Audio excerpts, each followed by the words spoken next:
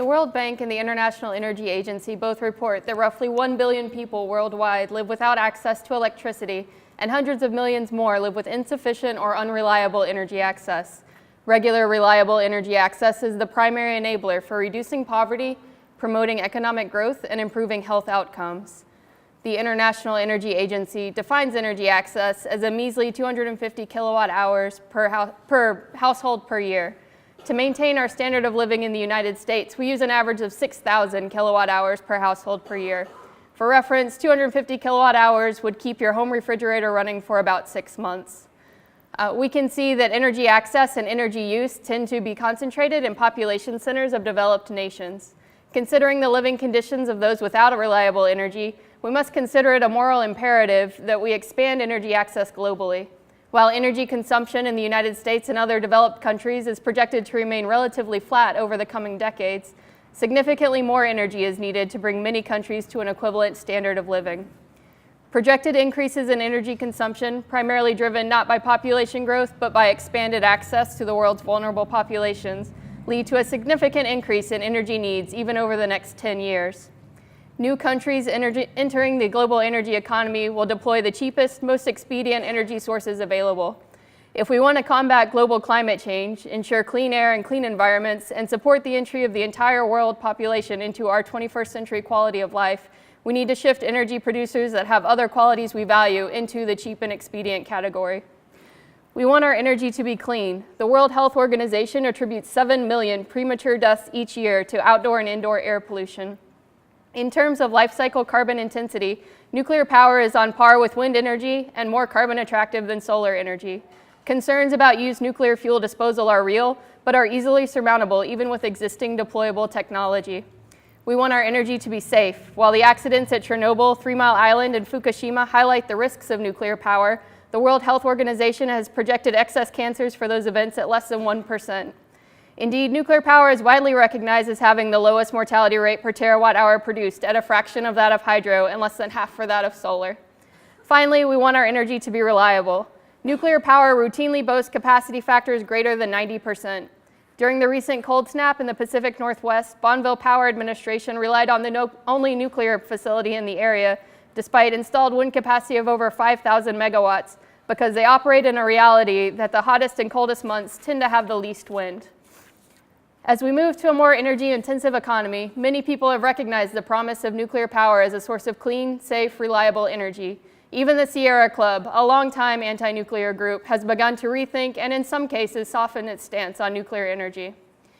In the United States, we currently have 98 operational nuclear power plants. These plants provide roughly 20% of our nation's electricity and nearly 60% of the clean energy. With the exception of 2 new reactors currently under construction at the Vogtle site in Georgia, these plants were largely designed and constructed in the 60s, 70s, and 80s. A lot has changed from the 1960s to today. In the late 1960s, our best computer ran at about 10 megaflops, and today the Summit supercomputer at ORNL computes at approximately 200 petaflops. In the late 60s, we had corded rotary phones, and today our smartphones keep us connected even at 35,000 feet in the air. In the late 1960s, we had Richard Nixon, and today, we probably don't need to worry about that one. One thing that has remained largely steadfast, however, is our commercial nuclear power technology. In the background, you can see the main control room of the 9 Mile Point nuclear power station circa 1970. In the foreground, then President George W. Bush visited the main control room of TVA's Brown Ferry plant in Alabama in 2007. Despite not much changing inside our nuclear fleet, the grids to which these facilities are connected continue to evolve. The deep penetration of intermittent renewable energy sources, such as wind and solar, challenge our current baseload nuclear operation in unregulated and regulated markets. To peacefully coexist in this brave new grid, nuclear power needs to explore new concepts of operation. To support integration of new nuclear power facilities in the U.S. energy grid and abroad, researchers at the University of Tennessee and throughout the Department of Energy complex are investigating options for deploying new reactor systems that can provide cogeneration of electricity and other energy-intensive industries such as water desalination, district heating, or hydrogen production. Before the San Onofre nuclear generating station in Southern California was shuttered in 2013, there were several proposals to tie that plant to water desalination services. Research into nuclear hybrid energy systems is reinvestigating deployment possibilities for nuclear-driven desalination services in California and other arid climates. Intentionally sized nuclear power plants are also being considered for deployment to remote locations that traditionally struggle to have reliable access to fossil fuels during cold winter months. Research into plant automation, greater situational awareness, and near-autonomous operations support the deployment of these reactors into areas with reduced staffing and infrastructure. Small modular reactors, such as the design by NuScale Power, are being considered for deployment at national labs and other facilities that in themselves require a baseload generation capability.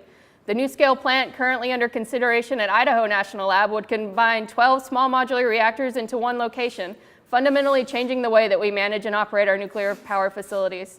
In fact, as we develop smaller and smaller micro-reactors, we could consider moving nuclear facilities closer to city centers to decentralize energy production and provide energy where it is being used. Smaller energy output requires less nuclear material and reduces both safety and security concerns for the community. Nuclear power is an ideal partner in the mission to make clean, safe, reliable energy a reality for everyone. While the existing fleet continues to serve us well, new technologies open the door to further development and deployment of nuclear power to deliver the nuclear promise worldwide. Significant work is underway to answer lingering questions regarding operations, security, and deployability for emerging energy markets. Ensuring energy access is our moral imperative, but we must do so while looking to mitigate the effects of human-driven climate change and air pollution. Nuclear power can be a significant part of the solution to all of these problems. So really, it's time we all just started to listen to Sting.